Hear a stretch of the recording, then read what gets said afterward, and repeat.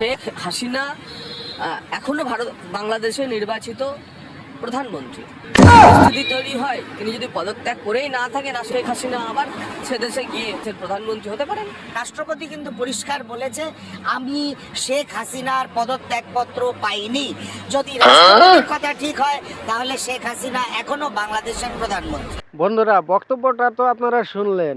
এই বক্তব্যটা কোথাকার জানেন? এটা হলো হকার সাংবাদিকের নাম শুনেছেন না? সেই হকার সাংবাদিক ভারতের সংবাদ মিডিয়া, সেই এই স্টুডিও থেকে তারা চেষ্টা করে সব সময় কিভাবে বাংলাদেশের দুর্নাম করা যায়, কিভাবে বাংলাদেশের সরকারের পেছনে লাগা যায়, কিভাবে বাংলাদেশের মধ্যে একটা উচ্ছৃঙ্খল পরিবেশ তৈরি করা যায়। এই একটা স্টুডিও রিপাবলিক বাংলা নামক, যেটার মূল কর্ণধার হলো হকার সাংবাদিক নামক, আমরা সবাই তাকে চিনি। তো তারই এই তার স্টুডিও থেকে সংবাদ প্রচার করা হচ্ছে। এখানে তারা কি বলতে চাচ্ছে? এখানে তারা বলতেছে যে আমাদের প্রাক্তন প্রধানমন্ত্রী শেখ হাসিনা, তিনি নাকি এখনো বাংলাদেশের প্রধানমন্ত্রী আছেন। হ্যাঁ, আমি তোমাদের কথা মেনে নিলাম সামরিক সময়ের জন্য তোমাদের কথা আমি মেনে নিলাম যে হ্যাঁ, শেখ হাসিনা বাংলাদেশে এখনো প্রধানমন্ত্রী হিসাবে তিনি আছেন।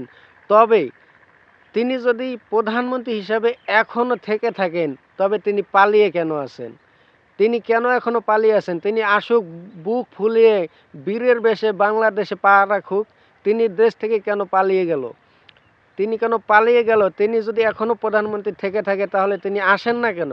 তিনি আসুক দেশে এসে বলুক যে আমি এখনো প্রধানমন্ত্রী আছি, আমি এখনো পদত্যাগপত্র জমা দেইনি। তা তিনি এসে বলুক আমাদেরকে।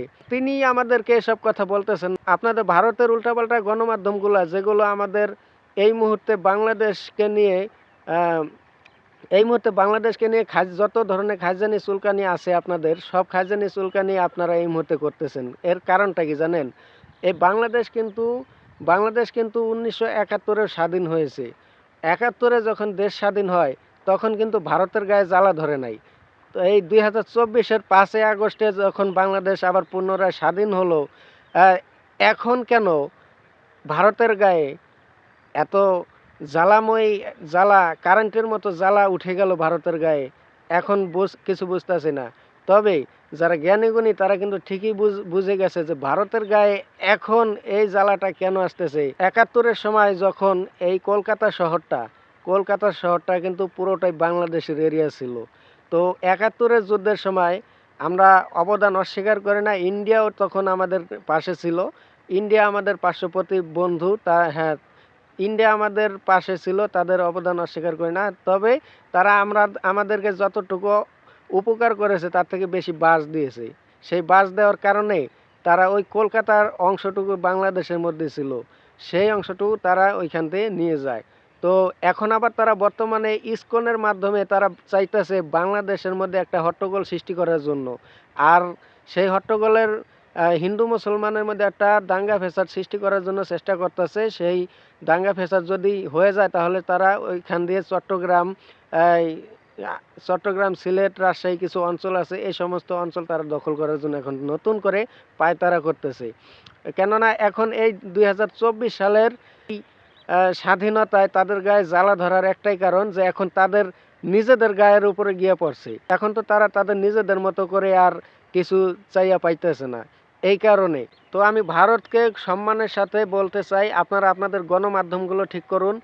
আপনাদের গণমাধ্যমগুলো যেন বাংলাদেশকে নিয়ে উল্টাপাল্টা কোনো কথা, উল্টাপাল্টা কোনো বক্তব্য না দেয়। শেখ হাসিনা তিনি পূর্বে প্রধানমন্ত্রী ছিলেন, তিনি যদি বলেন যে আমি এখনো প্রধানমন্ত্রী আছি, আমি পদত্যাগপত্র জমা দেইনি, তাহলে তিনি দেশে আসুক, আমরা তাকে ওয়েলকাম জানাবো। তিনি দেশে আসুক, দেশে এসে তিনি বলুক হ্যাঁ আমি এখনো প্রধানমন্ত্রী আছি। তবে এই নিয়ে আপনাদের সংবাদ মাধ্যম যেন কোনো বিভ্রান্তি করেন ইনশাল্লাহ। তো ভিডিওটি যারা ফেসবুকে দেখবেন তারা অবশ্যই ফেসবুক পেজটি ফলো দিয়ে পাশে থাকবেন, এবং যারা ইউটিউব চ্যানেলে দেখবেন ইউটিউব চ্যানেলটিকে সাবস্ক্রাইব করে পাশে থাকবেন, ভিডিওটি শেয়ার করে দিবেন যেন সবাই দেখতে পারে। তো সবাই ভালো থাকবেন, সুস্থ থাকবেন, আল্লাহ হাফেজ।